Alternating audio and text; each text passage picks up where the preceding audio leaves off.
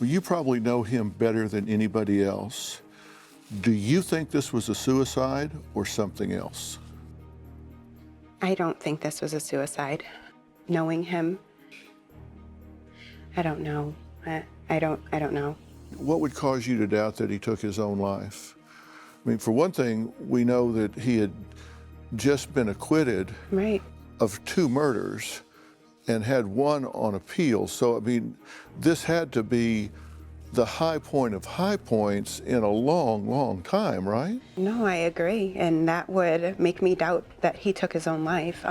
He was very positive, so excited to come home. I spoke to him the night before they say this incident happened, and he was so, Daddy's gonna be home, and he's speaking to AVL. I can't wait to sleep in the bed with you guys, and I can't wait to just hold you and love you. There was no indication at all of such events. Okay, so you spoke to him the very night before he was found dead in his cell. As far as I know, I was the last person to speak with him. And the last words he said to you were what? I remember him saying, babe, I've got to go. They're shutting the doors. And I honestly don't think that we said I love you to each other. And that was it. Okay, babe, I got to go. They're closing the doors. There was no, monumental goodbye, no finality in what he was saying, no, this woman that I've been with since grade school, that I've loved since middle school, that I've got a child with, that I know I'm speaking with for the last time in my life. Right. It was, babe, gotta run, they're closing the doors. Yes, it was a normal conversation, which makes me doubt so many things. I just know that the feedback that I was getting from our last talk had nothing to do with any suicidal thoughts. But then again, I don't know what that would be. But to me, it was completely normal.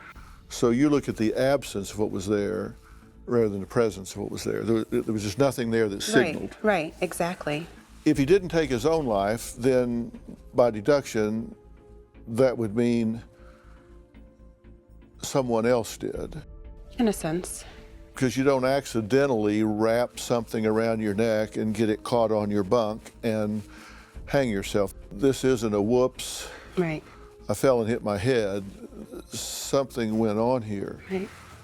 Do you have any reason to believe or any information from him that would cause you to think someone might want him dead?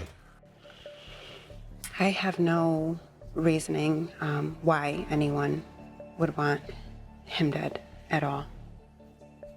The prison reported several drawings and the words John 3:16 written on the wall in blood, and said that he marked on the verse John 3:16 and that he had written John 3:16 in ink on his forehead. Right. Does that sound like him?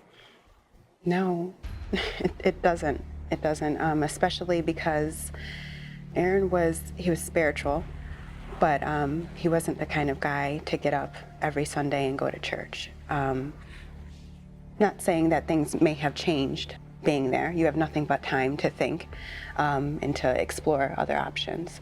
But no. So he was spiritual but not religious. Correct. It's a very big difference. Right. Did that verse have any special meaning to him? Had he ever talked to you about that verse before? Personally, no. Never mentioned it to you before? No.